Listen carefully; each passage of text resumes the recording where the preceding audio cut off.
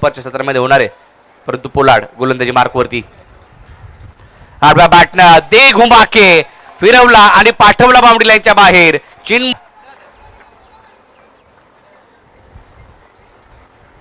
महाराष्ट्रभर ओळख आहे. श्रेयस कदम बांद्र्याचा हेलिकॉप्टर. दोन संघ येतील असे 6 संघ मात्र पाहायला मिळतील. समोरचा बॉल समोर उडवलाय मिड विकेटला, दूरवरचा लांबवरचा. आता जास्त श्रेयस कदमच येते कारण श्रेयसची चर्चा सध्याच्या घडीला चालू आहे. आयकॉन म्हणून देखील आज महाडमध्ये पुन्हा एकदा श्रेयसला पाहाल तुम्ही.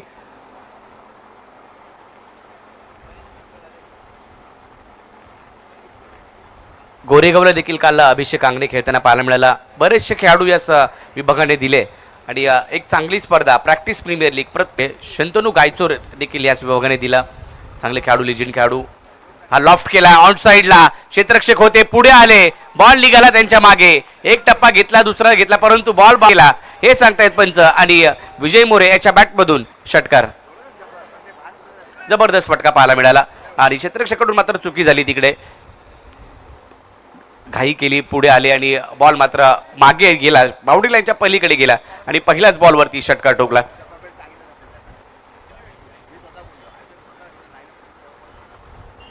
हा फटका लॉफ्ट केलाय ऑन साइडला, क्षेत्ररक्षक आहे पाहतोय. आणखीन एक मोठा प्रहार, चेंडू सीमारेषा पार, षटकार.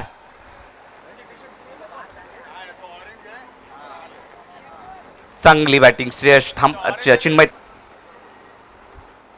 हा समोर पुढे मारला आणि तो देखील मात्र पाठवला बाउंड्री लाईनच्या बाहेर. आणि चिन्मय कदम षटकार ठोकतोय. हा बॅटिंग करतोय, जबरदस्त बॅटिंग, जबरदस्त फटकेबाजी चालू आहे. त्याचे धमाके पाहायला मिळत आहेत. थांबायला तयार नाहीये चिन्मय.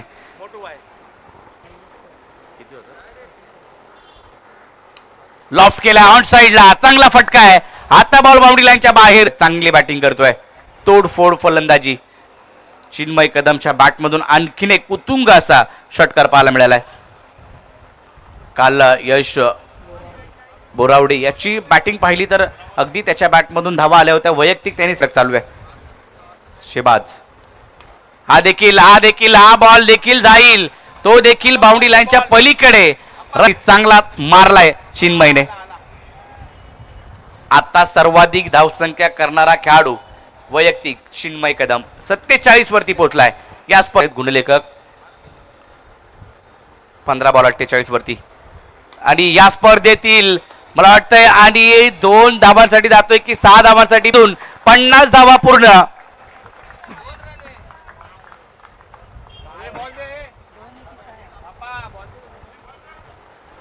चोपन्न वरती जाऊन पोहोचलाय. का बॅटिंग केली आहे आज.